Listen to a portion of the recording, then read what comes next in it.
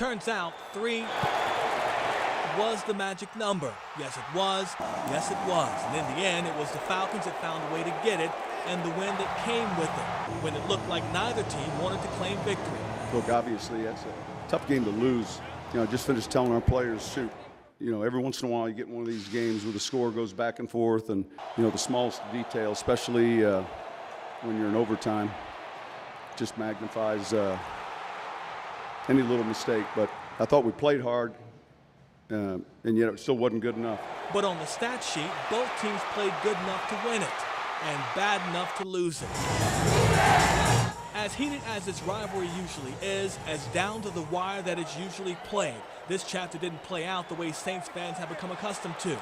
472 offensive yards suggest the black and gold should have been dealt a better fate.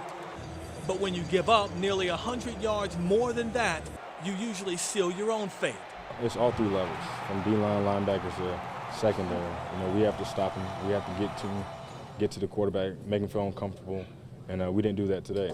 It wasn't just the total number of yards given up that boggles the mind. It's how and when the Falcons got them and what they led to.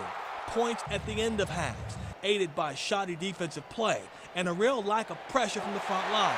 Number one, he does a good job of avoiding sacks, but he was able to stand back there. It makes it tough to cover, too, especially when plays get extended.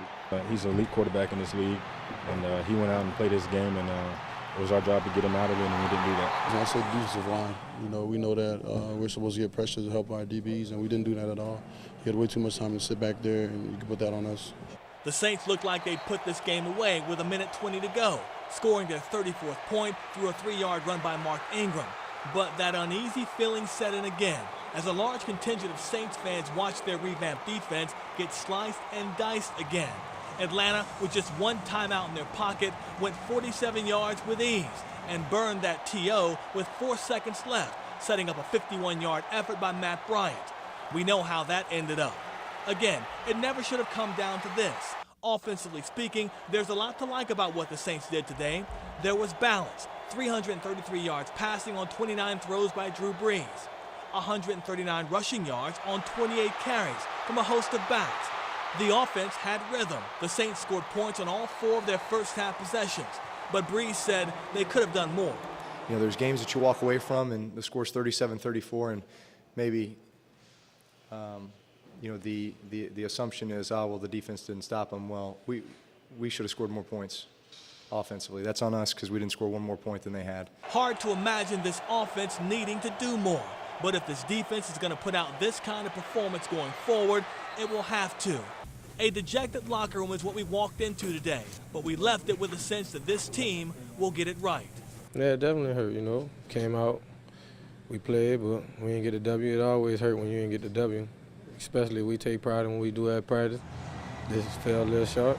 Like I said, get to the drawing board, we'll get it fixed. So when you put that hard work in and you don't get the outcome you want, it stings. And it's good to get that feeling because, I told them, get this feeling because I want to feel like this for the rest of the year. Let's go rattle off 15 in a row and get this thing going.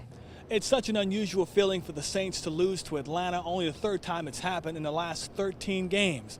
But get this, it's only the 2nd time the Saints have lost to Atlanta in the last 8 games when the margin of victory is 6 points or less. With the Saints in Atlanta, I'm Juan Kincaid, 4th down on 4.